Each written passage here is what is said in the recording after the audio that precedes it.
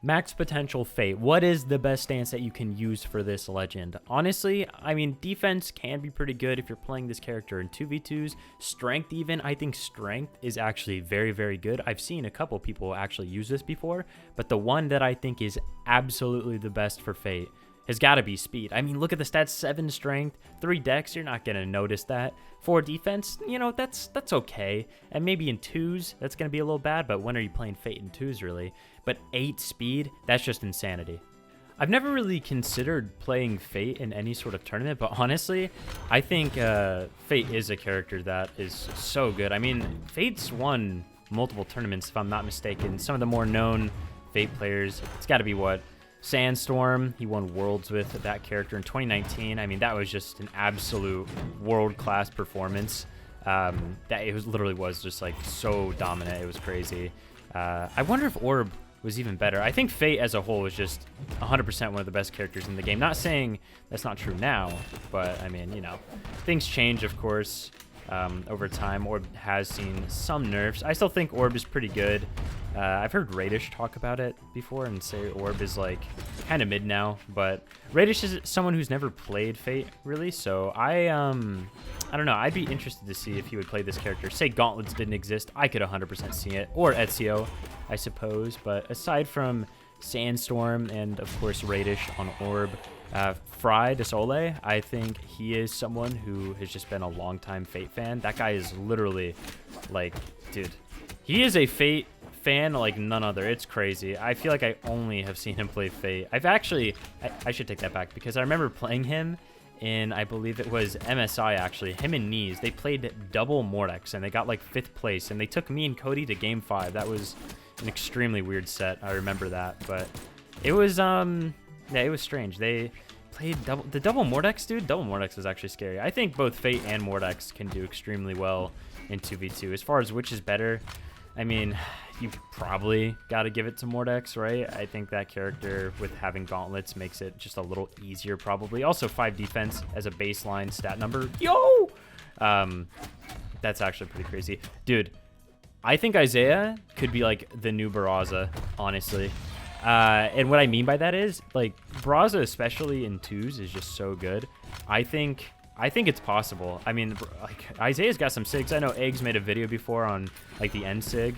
Isaiah's just got some really, really weird signatures. I feel like people just aren't willing to, like, use the signatures like they should on this character. He is so strong, dude. He is so strong. With that being said, I mean, I think there are some bad matchups, of course. I think that Fate is probably not a very good one for this character. Anything with, like, Scythe, Gaunts, which, of course, are very meta. With that being said, like, the stats, I think people don't even care about matchups with Isaiah. I think it's just like the stats are very, I don't know, they turn people away, and of course the signatures aren't like super standout.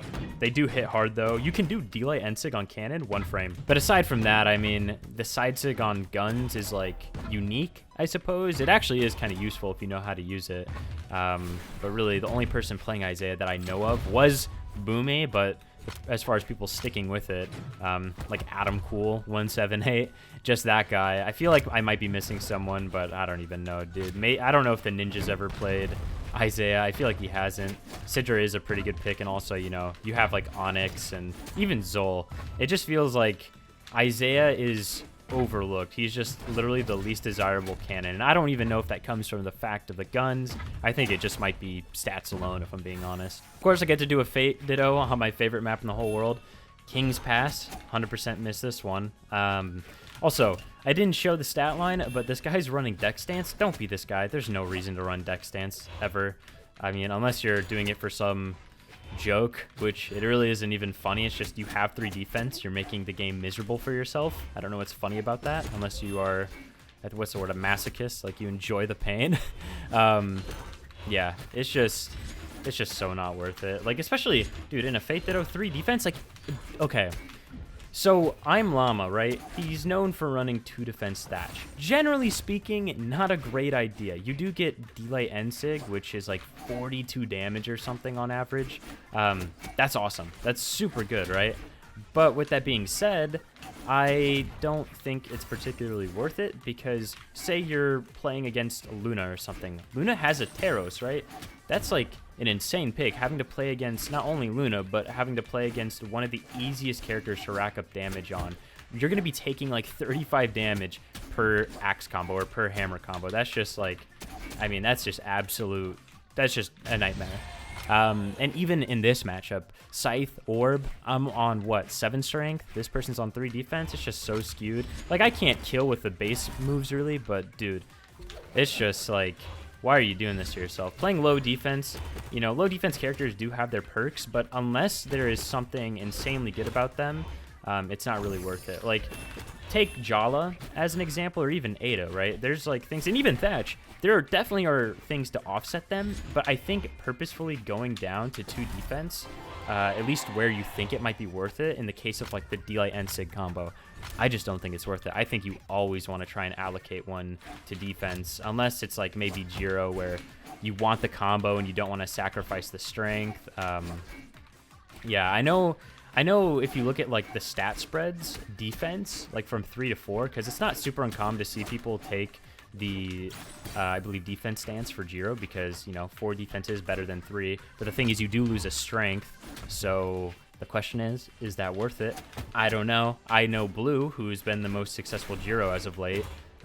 He doesn't take that. But at the same time, 3 defense again, that's just a different beast, dude. You run into the wrong comp, you run into the wrong weapon, even like a spear or something. Dude, you're going to take so much damage. A double D-Light, a sidelight double D-Light Sair, you're going to be putting orange off of 1 read. I mean, and that's already going to happen if you're like 6 defense even. All right, what's this guy doing? Dodge. I don't even know which way he dodged. I'll just be straight up honest, but they are getting own jump up. I think they die. I don't know if they die, if they even had 1 more defense, but I mean, it happened to them there, and again, I'm just happy that King's Pass is not in the map pool anymore. Speaking of maps that I hate, like absolutely hate, in the new pool, you thought I was going to talk about Blackguard Keep. Blackguard Keep, honestly, dude, Blackguard Keep I've won multiple tournaments on. It's, you know, this platform right here, I mean, it is unique, we'll call it. I remember the first time I actually played on this map, in tournament in 1v1s. Like, I remember leaving it open, and I fought Boomy at DreamHack, I believe, DreamHack Dallas, which was 2018, and that was terrible.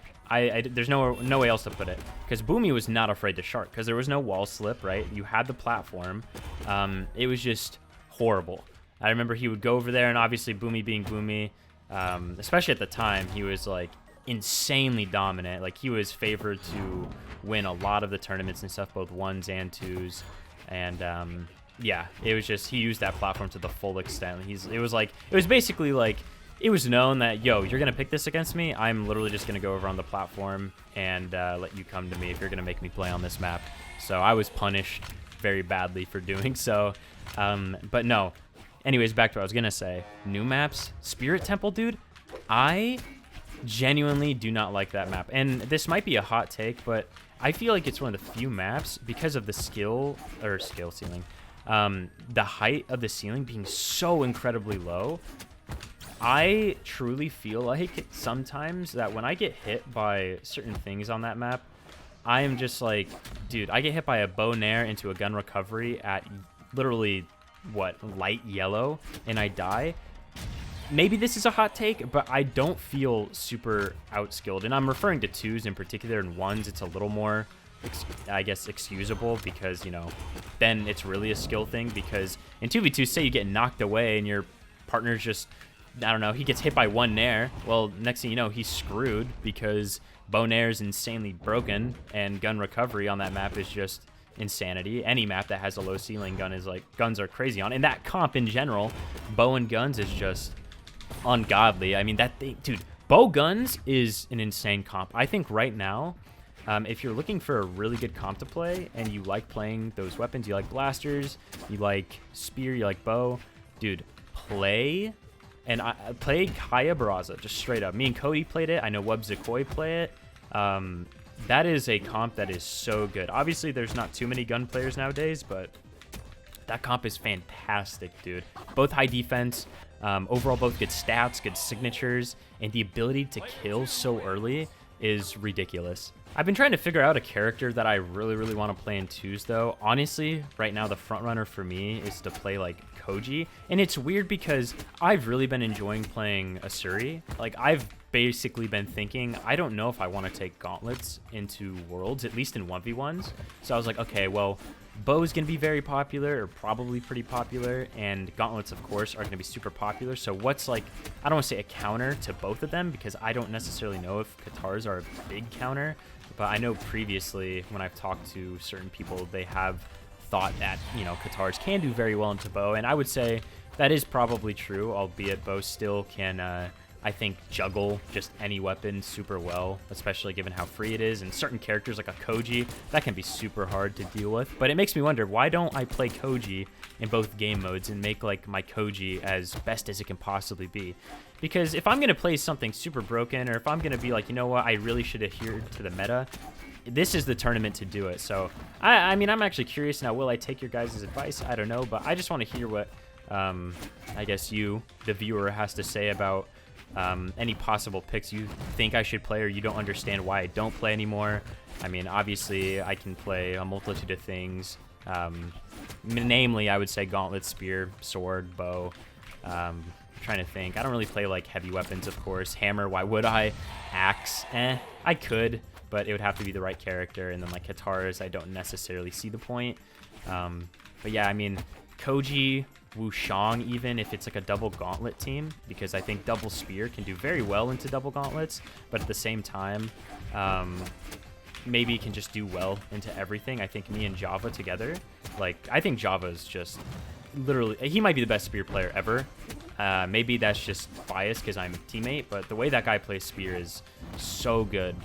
His flowchart's actually insane, and I've always had a lot of confidence in how I play spear. So I mean, Wushang, Hattori, that could be deadly. There's just so many good combinations we could do. And I mean, who knows if he's even going to be playing Hattori. If I had to put my money on a pick for him, yeah, it'd probably be Hattori. And when we've played, that's namely what it's been. But he has messed with some other stuff, namely other spear characters. So I guess time will tell. But in ones, man, yeah, if I could play Koji, or even like a Shang, and just play him in both game modes and that be that, I might do it. But at the same time, like I said, I'm kind of dabbling with Greatsword a little bit. That's on the down low, I suppose. Don't know if I'll actually use it, because that weapon does feel weird. I'll have to give it more time.